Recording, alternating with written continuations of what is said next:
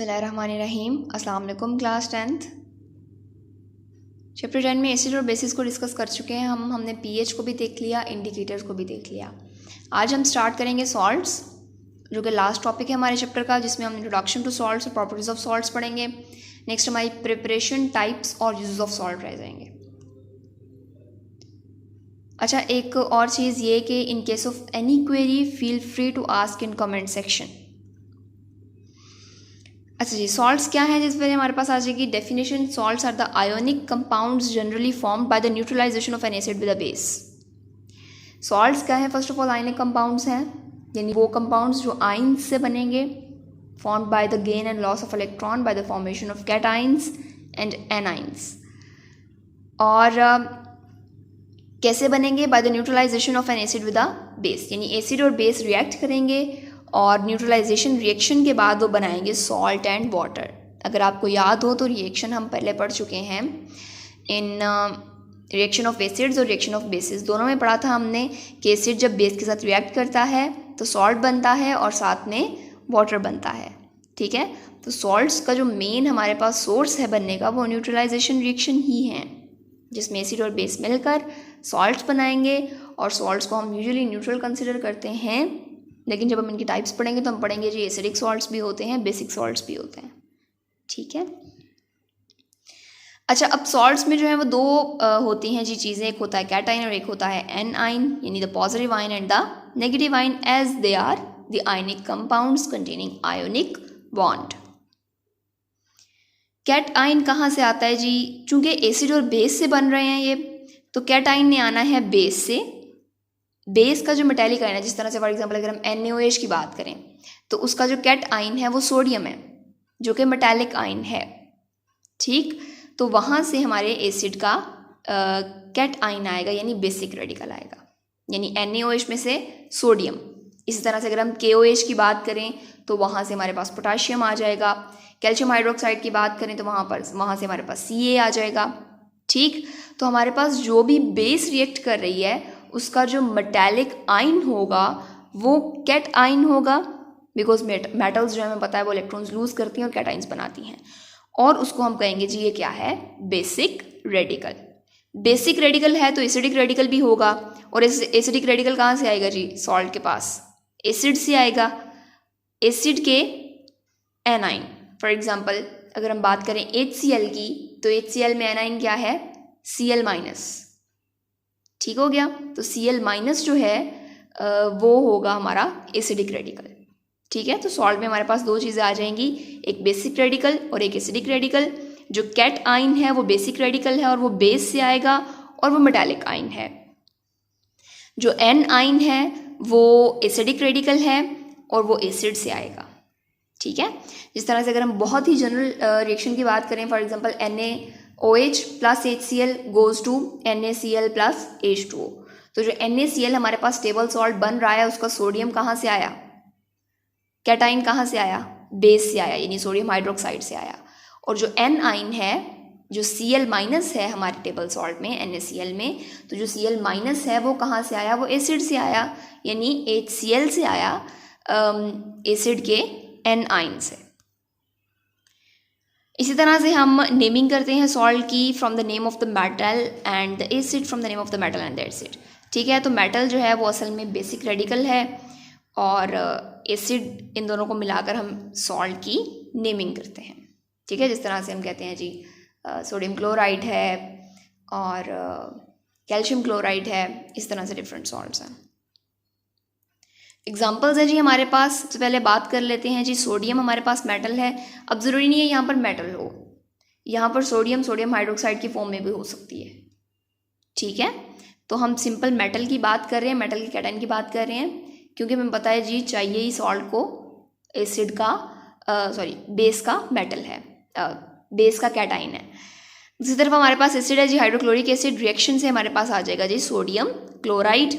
उसके बाद हमारे पास पोटाशियम है मेटल, एसिड के साथ रिएक्शन होगा HNO3। अब यहाँ पर पोटाशियम हाइड्रोक्साइड भी हो सकता है। ठीक है, तो पोटाशियम रिएक्ट करेगा HNO3 के साथ, तो हमारे पास बन जाएगा पोटाशियम नाइट्रेट। ठीक है, तो यहाँ पर असल में बता रहे हैं सॉल्ट की नेमिंग के बारे में कि वो मेटल से और एसिड से आएगा। अब यहाँ पर अगर हमारे पास रिएक्शन में मेटल की जगह पोटाशियम हाइड्रोक्साइड या सोडियम हाइड्रोक्साइड भी होगा तो हमारे पास जो सॉल्ट का नाम है वो तो वही रहेगा ना, ठीक है। तो हमने क्या उठाना है, हमने बेस में से मेटल का नाम उठाना है और एसिड का जो एन आइन है वो लेना है हमने, ठीक। तो यहाँ बन जाएगा सोडियम क्लोराइड, पोटाशियम नाइट्रेट, इसी तरह से जिंक सल्फेट। जिंक हमने ले लिया मेटल से और सल्फेट हमने ले लिया एसिड से, ठीक है। तो यहाँ पर जो जिंक है और जो सल्फ्यूरिक एसिड है वो रिएक्ट करके बना देंगे जिंक सल्फेट। इसी तरह से कैल्शियम है, मेटल है, एसिड में से आना है हमारे पास एन आइन यानी फॉस्फेट, तो ये बन जाएगा कैल्शियम फॉस्फेट, ठीक हो गया। तो कैल्शियम और फॉस्फोरिक एसिड की रिएक्शन से हमारे पास बन जाता है जी कैल्शियम फॉस्फेट। ये सारे एग्जांपल्स आपने याद करनी है। नेक्स्ट है जी सिल्वर Ag, जो कि एसिडिक एसिड के साथ रिएक्ट करके बनाएगा सिल्वर एसीटेट। तो सिल्वर आ गया हमारे पास मेटल से और एसीटेट आ गया एसिड से, तो ये बन जाएगा CH3COOAg, ठीक है। तो इस तरह से हम सॉल्ट की नेमिंग करते हैं from the name of the metal and acid. Acid के आगे हम आइड या 8 ऐड कर देते हैं बिकॉज एनाइन के आगे हम ऐड करते हैं। कैटाइन के आगे हम कभी भी IDE या ITE या जिस तरह से क्लोराइड होता है तो वो एनाइन के केस में होता है। सल्फेट है, 8 जो ऐड हुआ है वो एनाइन के केस में हुआ है, कभी भी ये कैटाइन के केस में नहीं होता। यानी जो हमारे पास कैटाइन है, जो सोडियम है, पोटाशियम है, जिंक है, कैल्शियम है, सिल्वर है, ये एज इट इज़ हमारे पास नाम आएंगे, ठीक है। नेक्स्ट आ जाती हैं characteristic properties of salt. Very important short question.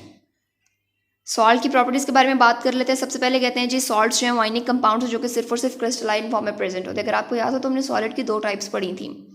I think आपका चैप्टर 4 का लास्ट टॉपिक था ये, जिसमें हमने कहा था जी सॉलिड की 2 टाइप्स हैं, एमॉर्फस और क्रिस्टलाइन, ठीक है। तो जो हमारे पास सॉल्ट्स हैं चूँकि वो आयोनिक कंपाउंड्स हैं तो ये कौन से सॉलिड्स हैं, ये क्रिस्टलाइन सॉलिड्स हैं। इसके अलावा जो सॉल्ट्स हैं उनके हाई मेल्टिंग और बॉइलिंग पॉइंट्स होते हैं। वाटर ऑफ क्रिस्टलाइजेशन इनकी बहुत इंपॉर्टेंट प्रॉपर्टी है। वाटर ऑफ क्रिस्टलाइजेशन जो सॉल्ट्स के साथ होता है, जो कि इनकी शेप ऑफ क्रिस्टल को मेंटेन करता है। चूँकि क्रिस्टलाइन सॉलिड हैं तो उनकी क्रिस्टल की कोई ना कोई शेप होगी। जिस तरह से आप 7 क्रिस्टल सिस्टम पढ़ोगे FSC पार्ट 1 में, अगर आप लोगों ने केमिस्ट्री पढ़ी तो उस पर हमारे पास क्रिस्टल की 7 शेप्स दिखाई होती हैं, ठीक है। तो जो क्रिस्टल की शेप है वो आती है due to the water of crystallization. तो वाटर ऑफ क्रिस्टलाइजेशन जो है that is responsible for the shape of crystal. जितने नंबर ऑफ वाटर मॉलिक्यूल्स होंगे वो स्पेसिफिक होंगे ईच सॉल्ट के लिए और वो उसके फॉर्मूला के साथ लिखे जाएंगे। जिस तरह से हम कॉपर सल्फेट में लिखते हैं जी 5H2O उसके साथ, तो 5H2O उसके वाटर ऑफ क्रिस्टलाइजेशन है जो कि 5 नंबर में है। इसी तरह से कैल्शियम सल्फेट है तो उसके साथ 2H2O अटैच है, यानी उसके साथ 2 वाटर ऑफ क्रिस्टलाइजेशन अटैच है, ठीक है। तो वाटर ऑफ क्रिस्टलाइजेशन बड़ा इंपॉर्टेंट है। Very important short question. Characteristic properties of salts भी आ जाता होता है और वाटर ऑफ क्रिस्टलाइजेशन अलग से भी आ जाता होता है, ठीक है। तो वो कह देता है जी what is water of crystallization या व्हाट डज इट इंडिकेट, या इसके अलावा वो पूछ सकता है जी give examples of water of crystallization. तो आपको पता होना चाहिए जी कॉपर सल्फेट के साथ 5H2O आने हैं और कैल्शियम सल्फेट के साथ 2H2O। लास्ट में आपके पास बताया हुआ जी salts are the neutral compounds. Neutral किस तरह से जी ओवरऑल न्यूट्रल हैं, ठीक है। जितना पॉजिटिव चार्ज होगा उतना ही नेगेटिव चार्ज होगा, लेकिन नंबर ऑफ आयन ज़रूरी नहीं है सेम हो। इस चीज़ को मैं एक्सप्लेन करूँगी CaCl2 की एग्जांपल से। CaCl2 की अगर हम बात करें तो कैल्शियम पे चार्ज +2 है, एक Cl पे -1 तो 2 Cl पे -2, तो +2 -2 पॉजिटिव और नेगेटिव चार्ज जो है वो हम कहेंगे कि जो पॉजिटिव वाला चार्ज और जो नेगेटिव वाला चार्ज है वो इक्वल है, जिसकी वजह से वो ओवरऑल क्या हो गया, न्यूट्रल हो गया। लेकिन अगर हम नंबर ऑफ आइंस की बात करें तो कैल्शियम क्लोराइड में Ca के जो आइंस हैं वो एक ही है, लेकिन Cl के आइंस कितने हैं, 2 हैं, ठीक है। तो नंबर ऑफ आइंस फ़र्क हो सकते हैं लेकिन जो चार्ज होगा पॉजिटिव और नेगेटिव चार्ज वो सेम होगा, यानी जितना पॉजिटिव चार्ज होगा उतना ही नेगेटिव चार्ज होगा, क्योंकि हमने ओवरऑल सॉल्ट्स को क्या करना है, न्यूट्रल करना है। अगर पॉजिटिव और नेगेटिव चार्ज इक्वल नहीं होगा तो हमारे पास सॉल्ट भी ओवरऑल न्यूट्रल नहीं आएगा, ठीक है। तो आप लोगों ने लर्न करना है introduction to salts, characteristics of salt. Next lecture में डिस्कस करेंगे अबाउट प्रिपरेशन किस तरह से करेंगे, types of salt and uses of salt. Thank you very much.